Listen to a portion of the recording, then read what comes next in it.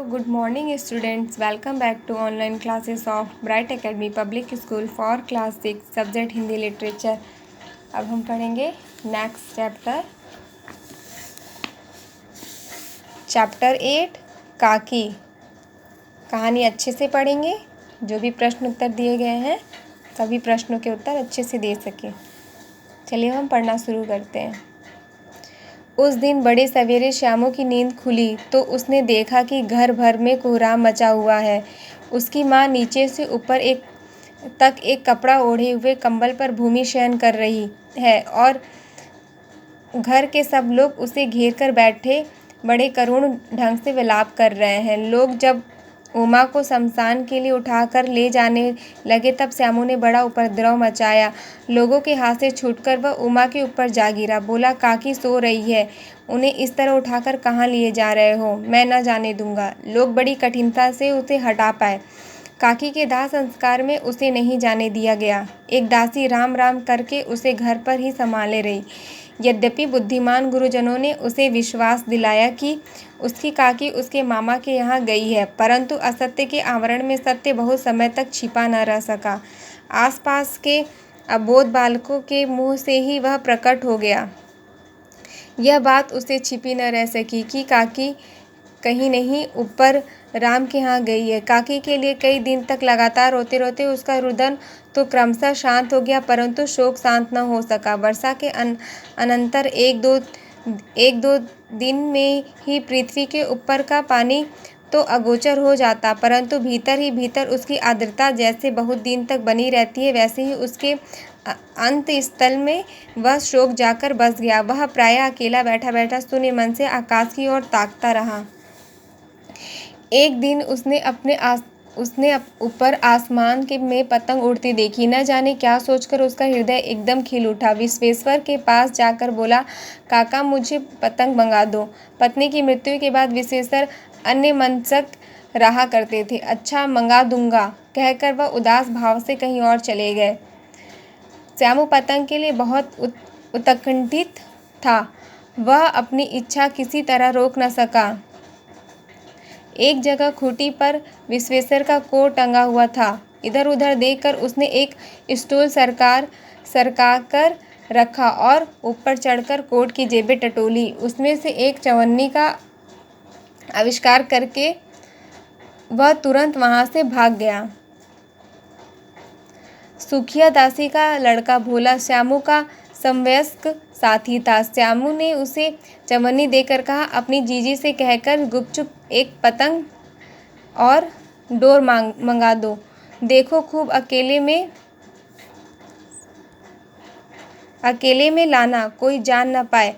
पतंग आई। एक अंधेरे घर में उसमें डोर बांधी जाने लगी। श्यामू ने धीरे से कहा, भोला किसी से न कहो तो एक बात कहूँ? भोला ने सिर हिलाकर कहा, नहीं, किसी से नहीं कहूँगा। श्यामू ने सिर हिलाकर कहा, मैं यह पतंग ऊपर राम के यहाँ भेजूँगा।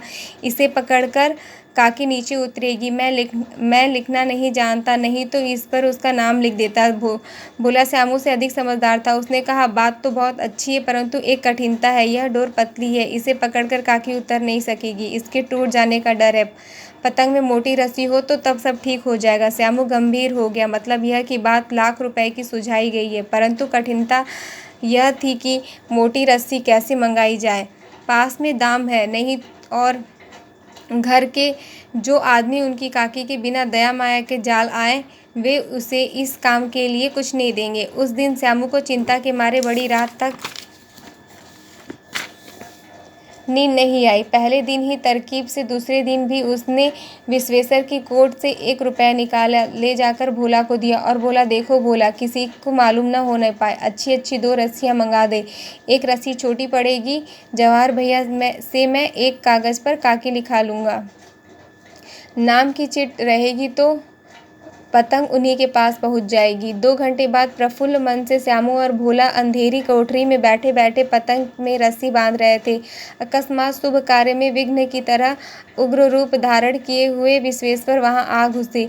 भोला और श्यामू को धमकाकर बोले, तुमने हमारे कोट से रुपया निकाला है। भोला सकपकाकर एक ही डांट में मुखबिर हो गया। बोला, श्यामू भैया ने रस्सी और पतंग मंगाने के लिए निकाला था। विश्वेश्वर ने श्यामू को 2 तमाचे जड़कर कहा, चोरी सीख कर जेल जाएगा। अच्छा, तुझे आज अच्छे से समझाता हूँ। यह कहकर फिर तमाचे जड़े और कान मलने के बाद पतंग फाड़ डाली। अब रस्सी की ओर देखकर कहा, ये किसने मंगवाई? भोला ने कहा, इन्होंने मंगवाई थी। कहते थे इनसे पतंग तानकर काकी को राम के यहाँ से नीचे उतारेंगे। विश्वेश्वर हतबुद्धि होकर वहीं खड़े रह गए। उन्होंने फटी हुई पतंग उठाकर देखी। उस पर चिपके हुए कागज पर लिखा हुआ था, काकी। बच्चों, कहानी आप एक बार अच्छे से पढ़िएगा और जिन शब्द के अर्थ आपको समझ में नहीं आए यहाँ पे दिए हैं, आप अच्छे से देख के पढ़ लीजिएगा। चलिए अब हम देखते हैं अभ्यास प्रश्न। अभ्यास प्रश्न 1, सही उत्तर पर सही चिन्ह लगाओ। काकी के कहानीकार कौन है? श्यामू को कैसे पता चला कि काकी ऊपर राम के पास गई है? काकी के मरने के बाद कौन शून्य मन से आकाश की ओर देखता था? भोला कौन था? अगला प्रश्न, निम्नलिखित प्रश्नों के उत्तर अधिकतम 10 या 20 शब्दों में लिखो। विश्वेश्वर कैसे व्यक्ति थे? विश्वेश्वर बहुत शांत मन के व्यक्ति थे। इनकी पत्नी की मृत्यु के बाद इनका मन कहीं और लगा रहता था। श्याम ने कब उपद्रव मचाया? श्यामू ने उस समय उपद्रव मचाया जब लोग उमा को शमशान के लिए उठाकर ले जाने लगे। गुरुजनों ने काकी के बारे में श्यामू को क्या बतलाया? उत्तर, गुरुजनों ने काकी के बारे में श्यामू को बताया कि उसकी काकी उसके मामा के यहाँ गई है। प्रश्न, श्यामू अकेला बैठकर क्या करता है? उत्तर, श्यामू अकेला बैठकर शून्य मन से आकाश की ओर ताका करता है। अगला प्रश्न देखिए, निम्नलिखित प्रश्नों के उत्तर 30 से 50 शब्दों में लिखो। श्यामू कैसा लड़का है?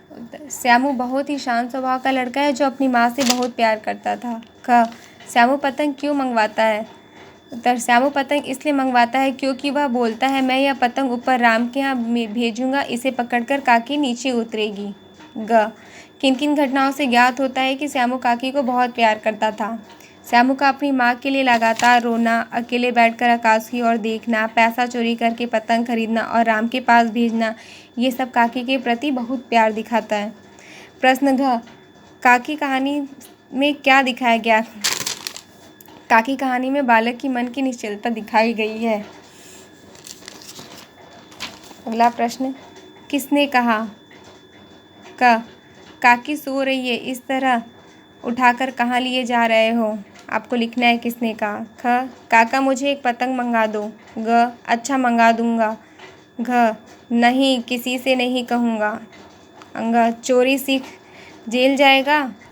अगला प्रश्न, रिक्त स्थानों की पूर्ति करो। बड़े सवेरे डैश की नींद खुली। आसपास के डैश डैश के मुंह से ही वही प्रकट हो गया। एक दिन उसने ऊपर डैश में पतंग उड़ती देखी। एक जगह खूंटी पर डैश का कोट टंगा हुआ था। भोला श्यामू से अधिक डैश था।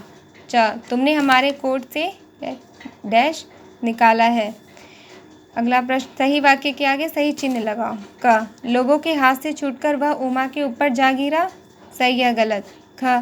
एक दासी श्याम करके उसे घर पर ही संभाले रही। पत्नी की मृत्यु के बाद विश्वेश्वर खुश रहा करते थे। पतंग में मोटी रस्सी हो तो सब ठीक हो जाएगा। उस चिपके हुए कागज पर लिखा हुआ था, काकी। बच्चों, प्रश्न 1, रिक्त स्थानों की पूर्ति करो। सही वाक्य के आगे सही चिन्ह लगाओ। निम्नलिखित प्रश्नों के उत्तर 10 से 20 शब्दों में दीजिए। निम्नलिखित प्रश्नों के उत्तर 30 से 50 शब्दों में दीजिए। अब अपने होमवर्क कॉपी में करना है। जब आप वर्क कीजिएगा तो सबसे पहले डेट डालिएगा, होमवर्क लिखिएगा और चैप्टर का नाम लिखिएगा। उसके बाद प्रश्न 1, सही उत्तर पर सही चिन्ह लगाओ। किसने कहा? शब्दार्थ, ये सब आपके बुक में ही रहेंगे। आप कहानी फिर से अच्छे से पढ़िएगा और साफ सुथरे अक्षर में अपना वर्क कंप्लीट कीजिएगा। Bye bye.